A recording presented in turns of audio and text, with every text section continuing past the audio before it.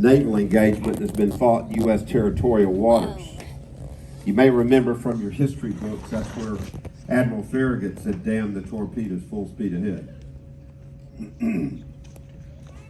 Actually, it could have been more like, "Damn the torpedoes, full speed ahead." But either way, he did what he said he was going to do. He was a very brave man and fought the Battle of Mobile Bay at 62 years of age. And in order to see above the smoke, he had to climb way up in the rigging.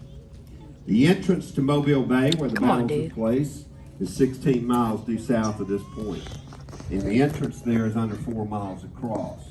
On the western side of that entrance is Fort Gaines on Dolphin Island. There. On the eastern side of that entrance is Fort Morgan on Mobile Point.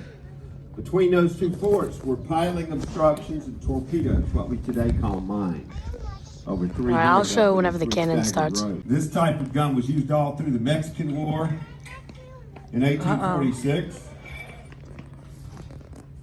and then all through the Civil War. But by the end of the Civil War, most of these had been replaced by rifled artillery of the newer 12-pounder Napoleon that was bronze like this also. But this gun would fire a 6-pound exploding shell, 1,525 yards. That's a few hundred yards short of a mile. And that's at 5 degrees elevation with a 1.25 pound service charge of black powder. Well, we're only going to shoot about a half-pound charge in it today, so it's less than half the original powder charge. Plus, we're not going to put a cannonball in front of it since the Coast Guard kind of frowns on me doing that. The canister round for this gun weighed twice as much, 12.5 pounds. The canister round is a long can filled with round ball bullets like a big shotgun shell. A round of canister could contain up to 250 69 caliber round ball bullets in every round of canister. Normal crew on a gun like this was 8 people, and that was including the gun and the limber, which was a 2-wheel cart behind the gun carrying the ammo box. They could fire 3 rounds of canister a minute, 1 to 2 rounds of spherical case or shell per minute, or every 2 minutes, depending on how much they had to re-aim the gun after it was fired. Now the gun is loaded. This is the vent prick, and that will pierce the powder charge, expose the powder to the fire of a friction primer. We use a Cannon friction primer just like the originals. When I pull it, it will fire immediately. The command is to stand clear and fire.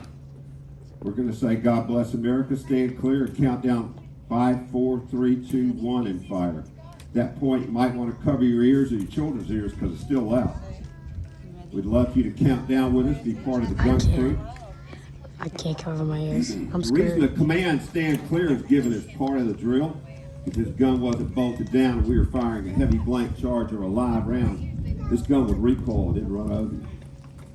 We want to be thankful for everything that we have in this country today, especially the freedom to celebrate this particular day.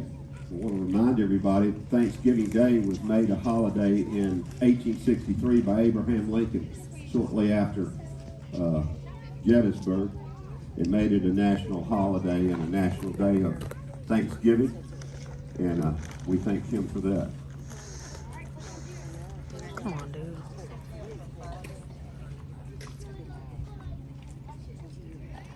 God bless America. Stand clear. 5, 4, 3, 2, 1, fire! That hurt my ears so bad. Yay! Yeah. All right, that's the end of the video, guys. Hope you enjoyed.